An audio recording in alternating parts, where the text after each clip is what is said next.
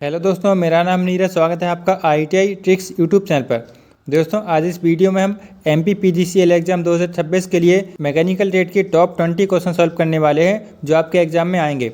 दोस्तों, यह क्वेश्चन हमने पिछले साल के एग्जाम पेपर से लिए हैं जो आपकी आंसर की आई थी MP PGCL में प्लांट असिस्टेंट की। वहाँ के जो प्रीवियस ईयर के क्वेश्चन थे उनमें से हमने बहुत ही इंपॉर्टेंट क्वेश्चन आपके निकाले हैं जो कि आपके बार बार दूसरे एग्जाम में भी रिपीट होते हैं। दोस्तों, आपके एग्जाम में 75 क्वेश्चन आपके ट्रेड थ्योरी से आएंगे, तो उसके लिए हमने टॉप 20 क्वेश्चन की MCQ सीरीज तैयार की है। तो आप इस तरीके से टॉप 20 क्वेश्चन डेली आप हमारे चैनल पर देख सकते हैं। दोस्तों, प्लीज़ आप हमारे चैनल को जरूर सब्सक्राइब कर लेना। यहाँ पर आपको इंपॉर्टेंट क्वेश्चन की बहुत सारी वीडियो मिलती रहेंगी। तो चलिए दोस्तों, शुरू करते हैं हमारा वीडियो।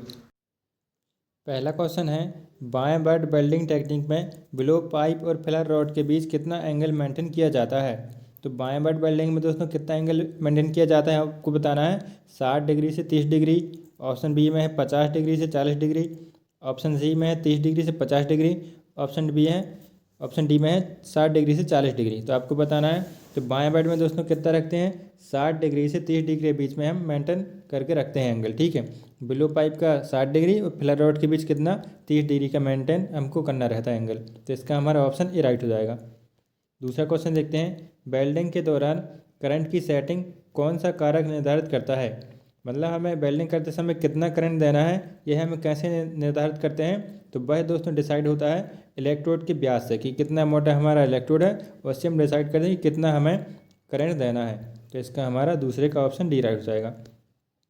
अगला क्वेश्चन है, स्टेप डाउन ट्रांसफार्मर में वेल्डिंग के लिए OCB क्या है जो मुख्य आपूर्ति वोल्टेज को कम करता है।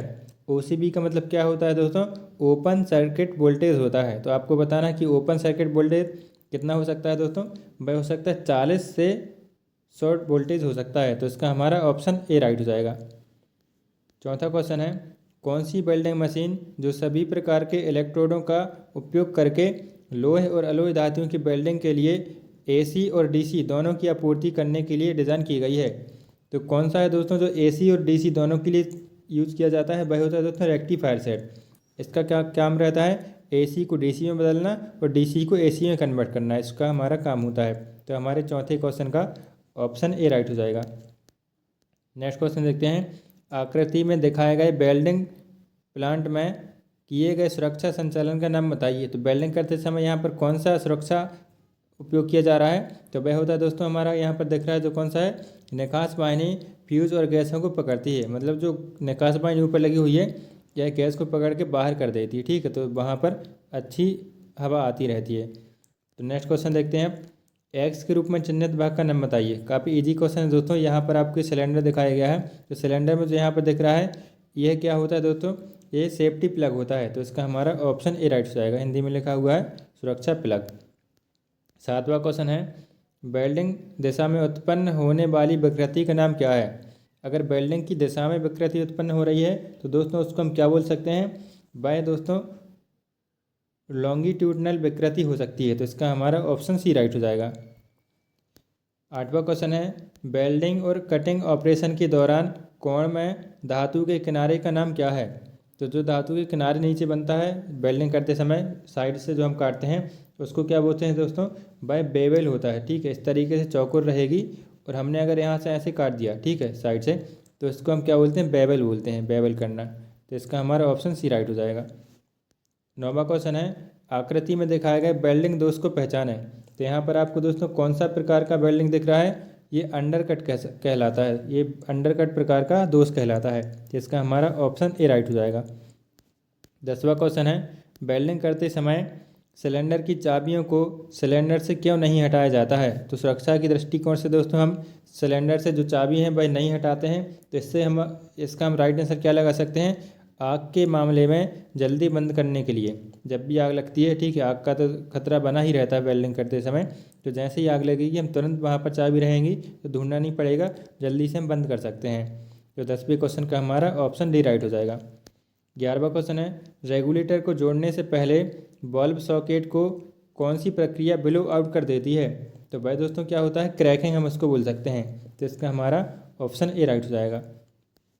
12वां क्वेश्चन है, ऑक्सीजन सिलेंडर का रंग क्या है। काफ़ी इजी क्वेश्चन है दोस्तों, बार बार आपसे एग्जाम में पूछा जाता है।